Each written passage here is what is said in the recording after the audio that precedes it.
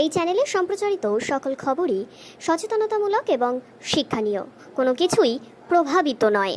মন্ত্রীর ভাই ঘনিষ্ঠ তৃণমূলের পঞ্চায়েত সমিতির সদস্য দলবল নিয়ে বৃদ্ধের জমি দখল করতে গিয়ে স্থানীয়দের প্রতিরোধের মুখে। গণধোলাইয়ের ভিডিও ভাইরাল এই মুহূর্তে সমাজ মাধ্যমে। তীব্র আক্রমণ বিজেপির, সাফাই অবশ্য তৃণমূলের আছে।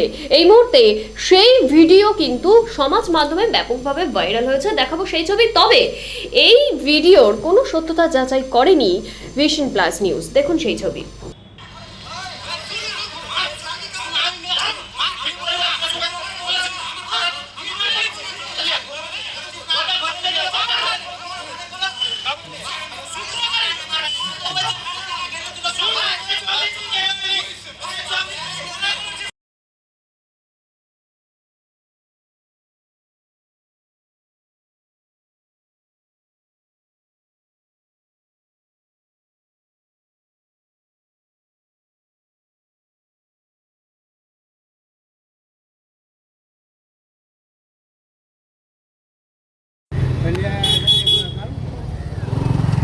बीमारी जानते हैं जाना समय भी हो गया 3-4 बज गया।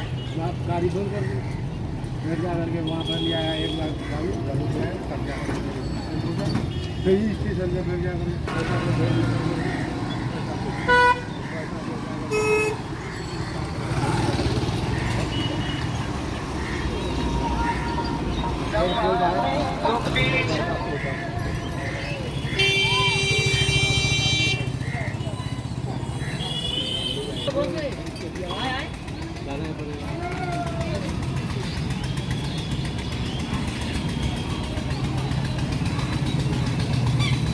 ভিডিওটাতে দেখা যাচ্ছে যে তৃণমূল নেতা পঞ্চায়েত সমিতির সদস্য বাবলু কর্মকারকে গণপিটুনি দিতে দেখা যাচ্ছে।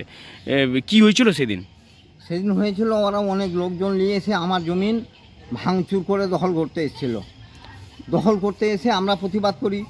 বাবলু ছিল? হ্যাঁ, বাবলু ছিল। তখন ওদেরও লোক অনেক মারপিট আরম্ভ করে দিল, আমরাও মারপিট করেছি। দুপক্ষ থেকে হয়েছে, আমরাও মারপিট করেছি, ওরাও করেছে। করে আমরা তেড়ে দিয়েছি, আমরা হাঁকিয়ে দিয়েছি, ওরা চলে গেছে। তার বাদে এই হয়ে চলে যায়। আমরা আজকে 15-20 বছর থেকে মাটি ফেললাম, সব করলাম, বাড়ি করলাম, কোনো লোকেরই নাই। এরা বাবলু এসে এক বাইক 15-20 জন নিয়ে এসে জবরদস্তি ভাঙচুর করে আর জমিন দখল করে নেবে। ওরা কী ভাবছে মনে যে আমরা গরিব লোক, আমরা সাধারণ ঘরের লোক, আমরা কারো কাঁচালে পাঁচ দিতে যাই না। গভর্নমেন্ট সরকার দেখুক, ফেভার করে ইনকোয়ারি করে, যদি আমার কোনো অবৈধ থাকে আমি ছেড়ে দেবো জমিন। আমি অন্যায়ের সম্পত্তি নিব না। আমার যদি কোনো অন্যায় থাকে আমি ছেড়ে দিতে বাধ্য থাকবো, আমি ছেড়ে দেবো খুশি মনে। কিন্তু জবরদস্তি করে এইরকম করে যখন থাকবো না মারধর করবে, চলে আসলো 10 জন 5 জন, এরকম অশান্তি করছে কেন? আমরা আমাদের জান থাকা সত্ত্বেও পরিশ্রম করা সম্পত্তি কিনেছি। জান থাকা সত্ত্বেও আমরা ছাড়বো না জমিন। যদি মরে যেতে হয় মরে যাব। কোনো সময় বাবলু তুমি ভাববা না যে জমিন হুমকি দিয়ে নিয়ে নেব। আমার রক্ত থাকাকালীন মরে যাব, কিন্তু জমিন ছাড়বো না, এটা মনে করে জেনে নিও। বলছি হ্যাঁ, শুনেছি গরমের মাঠে আরও অন্য অন্য জায়গায় সব করেছে, পিফলার দিয়ে অন্য অন্য জায়গায় করেছে, এখানেও এসেছিল। তো জমি কি দখল করতে পেরেছিল আপনার? না, দিল মোহাম্মদ, হরিচন্দ্রপুর। দেখলাম একটা সোশ্যাল মিডিয়ায় ভিডিও ঘোরাঘুরি করছে। তবে ঘটনাটা আমি যেটা দেখলাম ভিডিওটা, এটা এখনকার ঘটনা না, কিছুদিন আগেকার ঘটনা। একটা জমি নিয়ে, একটা বিবাদ জমি নিয়ে একটা ঝামেলা ছিল। তো তারপরে জমিটা এখন কি পজিশনে আছে, এখন কি চলছে আমাদের জানা নেই। এই ব্যাপারটা আমরা জেনে আগামী তারপরে আমরা কিছু বলতে পারবো। এখন এই ব্যাপারে আমরা মন্তব্য করার মতো কোনো ব্যাপার নেই।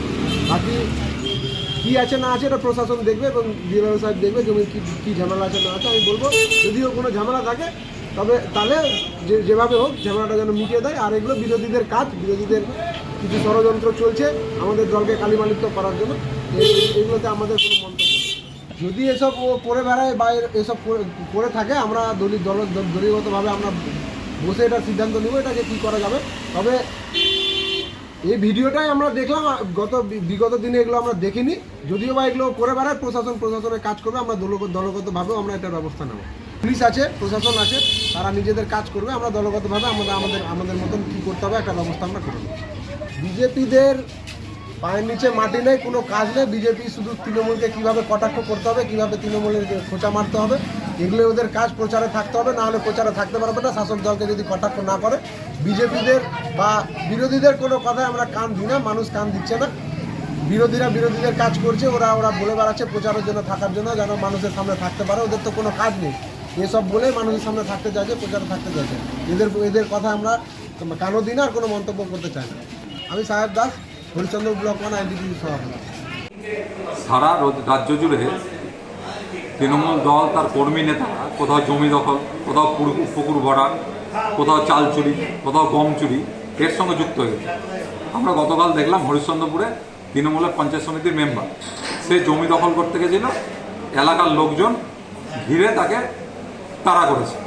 এবং এর থেকে একটা পরিষ্কার হয়ে যাচ্ছে সারা পশ্চিমবঙ্গ জুড়ে তৃণমূল আজকে দুর্নীতিগ্রস্তদের দল হয়ে গেছে, দুষ্কৃতীদের দল হয়ে গেছে।